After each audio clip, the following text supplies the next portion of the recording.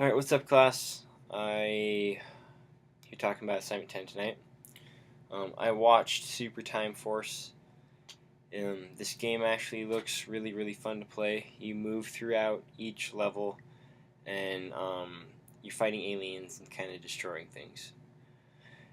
The unique thing about this game is that you can pause it and move back in time and save a life that you've lost, or um, change from a bunch of different characters and strategize how you play the game this way. I really think that this ability to pause it and move back in time helps you strategize in a way that you can move throughout each level and play it very differently. I think it's a really cool tool that makes for an interesting game. I think that audio and visual effects play a very important part of your gaming experience. They give you a cue on where you need to go and what you need to do. Like in Super Time Force, you are moving through the level and you'll see these fingers pointing in the direction you need to go. Or when you kill a character and you find a clock, it says like clocks found, and that's a good audio cue letting you know that you found more time to play the game longer.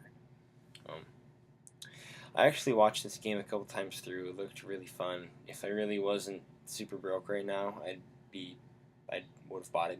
I'd probably be playing it right now. But as comparing this assignment to Assignment 6, in Assignment 6 I watched Half Minute Hero, and looking back, the game still to me doesn't seem that intuitive very much.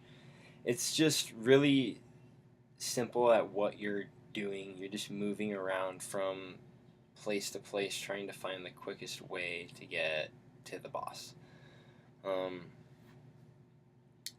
As far as visual cues in that game, when enemy comes up, the screen changes and you have to fight them until you beat them, you can't move on. I don't know. I didn't make it very far into that video actually, like watching it and getting into it. I didn't think Half Minute Hero would be a very fun game. I think it would get boring really, really, really quick.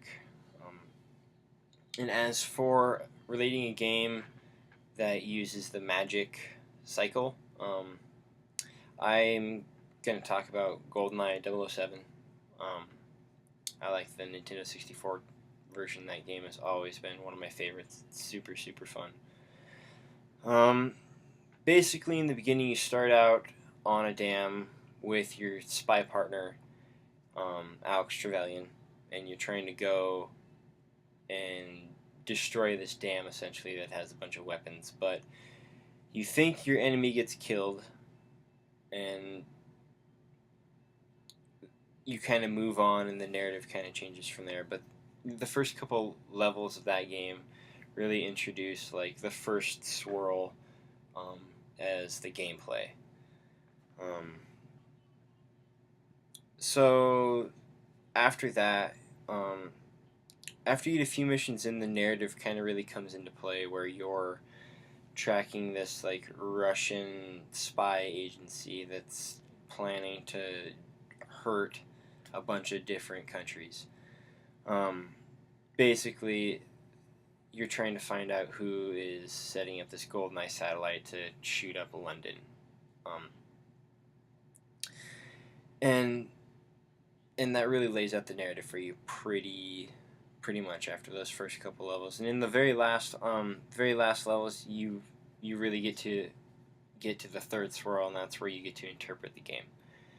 And I really believe that's kind of how this game works in the end. In the end, you end up finding out that it's your partner that didn't die, and you have to go pretty much fight him to the death. And that kind of wraps up the narrative and the whole story. As for to wrap this all up, as to say that I really do think that Super Time Warp game is a really intuitive game. There's a lot of different ways you can use this time warping method, and I think it would be a really fun game to play. Thanks.